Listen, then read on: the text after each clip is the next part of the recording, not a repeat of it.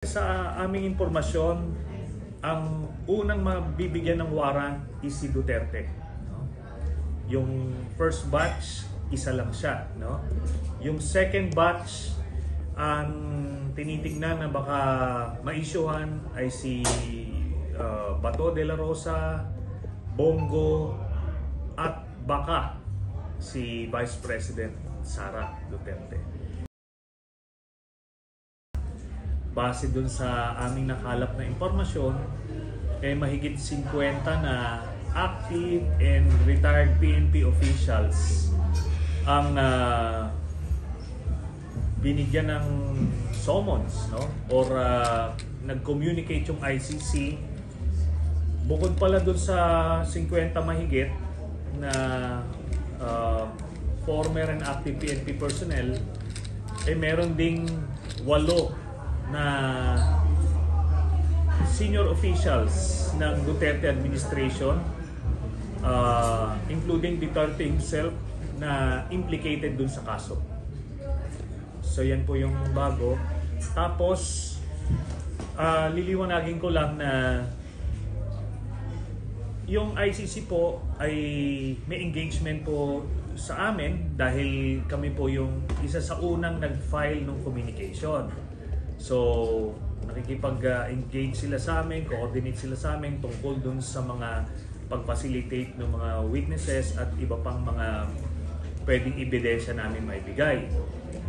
Pero, dito sa mga updates sa ICC, ay nakukuha namin ito doon sa mga taong privy doon sa ongoing investigation. So, ito rin, sila rin yung mga nagbibigay ng impormasyon sa amin na noong mga panahon na sinasabi ng Duterte officials na madidismiss yung kaso, wala raw ebidensya, pero sinasabi namin na magsisimula yung preliminary examination at magsisimula yung investigation at yung pagpasok at paglabas ng ICC investigating team dito sa Pilipinas. So lahat po ng naipasa namin na impormasyon sa publiko ay accurate naman, no? Kaya ito nga, pag sinasabi namin na na-issuehan ng summons itong mga PNP personnel at meron na pong nag-cooperate, no? Meron na pong nag-cooperate dun sa mga kinausap ng ICC, kaya buong-buo na yung kaso. Kaya nga talagang it's just a matter of months or weeks for that matter, lalabas na yung warrant. Are you at liberty o may information kayo kung sino-sino yung mabibigyan ng warrant? Base sa aming impormasyon, ang unang mabibigyan ng warrant is si Duterte. Yung first batch, isa lang siya, no? Yung second batch, ang tinitignan na baka ma-issuehan ay si Bato de la Rosa, Bongo, at baka si Vice President Sara Duterte. Ito ay kaugnay dun sa kanyang involvement dun sa EJ case when she was mayor of Davao City. Kasi maaaring sinimulan ni Duterte yung extrajudicial killings when he was mayor, pero nung nag-mayor si Sara Duterte ay nagbigay siya ng bagong direktiba ayon sa salaysay ni Arturo Las Cañas na ito na yung tokhang version ng EJ case.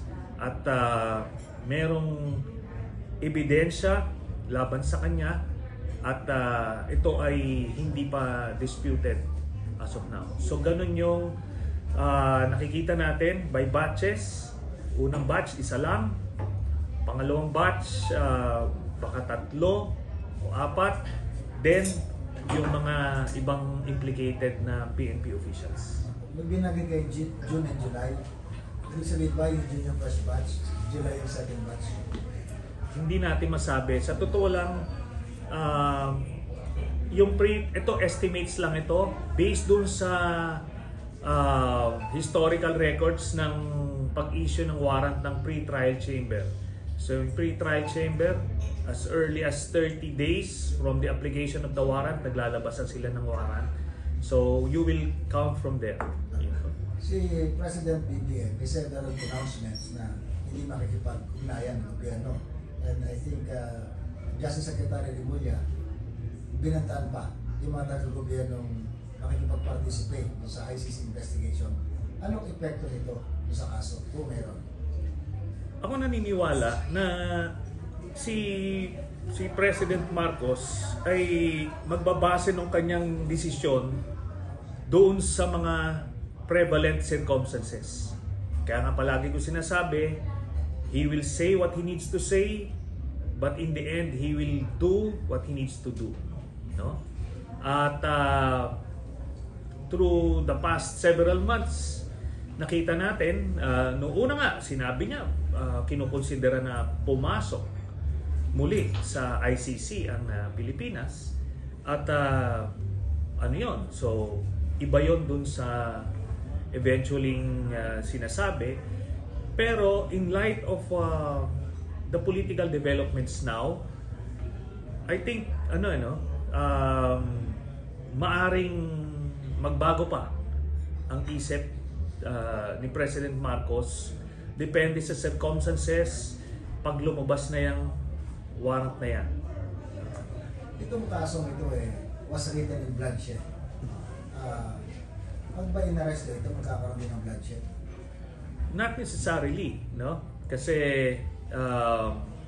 ano nga yan, depende yan kung gagawin yung pag-aresto, let's say sa Davao, or kung magbabarikada sila doon, maraming scenarios.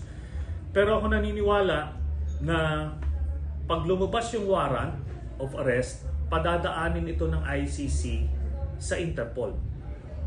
At ang Interpol, meron tayong obligasyon. Kasi international agreement yan. Kailangan natin i-honor yan. At kamakailan lang humingi tayo ng tulong sa Interpol para kay Tebes. So, ganun yun magre-reciprocate ka. So, naniniwala tayo pag nilabas yan at inisyo through the Interpol, mag-file yan sila ng petition for TRO sa Korte Suprema para magkaroon sila ng oras dyan. Pero ano lang yan, it's just a matter of time. Eventually lilipas yung TRO na yan, if at all. At ang mga scenarios available kay Duterte ay either lalabas siya ng bansa, tatakas siya kagaya ng ginawa ni Tebes, or magtatago siya kagaya ng ginawa ni Kibuloy. Pwede siya magtapang-tapangan at magbarikada siya sa Davao, pero idadamay pa niya yung mga taga Davao pagka ganon. Kung sa kanya, magpakalalaki siya, nag-utos siya ng pagpatay at saksim buhay yung buong Pilipinas doon sa pag-utos niya na yon, pinagmamalaki niya yon. Di kailangan lalaki niyang tanggapin itong consequences ng kanyang actions.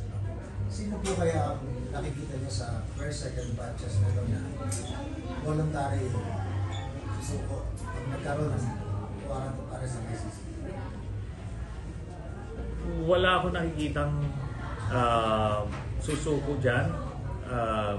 Palagay ko gagawa ng paraan yung mga yan. At kaya nga related ito dun sa ongoing destabilization plots na nangyayari, na ilan yung mga attempts na pagpatalsik kay President Marcos. At sa totoo lang, itong ongoing hearing ni Bato de la Rosa, this is part of the ouster plot. Naghahanap sila ng mga kadahilanan para i-ignite, i-agitate yung taong bayan, and hopefully makasungkit sila ng mga aktibong general o mga opisyal ng armed forces para matuloy yung kanilang pag power grab. seryoso po yung power grab? Opo, no? Ilang beses niya last year, 'di ba? Na-confirm na nga yan ni AFP Chief of Staff General Browner at tuloy-tuloy yan, ano? By our latest count, at least 4 na beses na nag-a-attempt magpatalsik itong Duterte camp. Bakit mo nag-fail? Dahil hindi sumasama yung mga opisyal ng armed forces, no? Merong nagre-recruit pero so far hindi pa sila nakakakuha, no? Meron mga nakakakuha sila na ilang aktibo na PNP officials, mga Davao Group, pero so far sa AFP wala pa. Pero mahirap magkumpiyansa sa ganyan dahil based on our own experience, mabilis yan, no? Kaya nga ito, naghahanap sila ng mga issues na pwedeng mag-agitate ng sandatahang lakas at ng taumbayan, and hopefully magkaroon sila ng kanilang version ng people power, coup d'etat, withdrawal of support, at kung ano man. Sir, ang narrative is dinoble ni Duterte ang sweldo ng pulis at ng sundalo during his term. Does it mean or that equate to his popularity among the ranks? Maaring popular siya nung siya ay nakapwesto. We will concede that, no?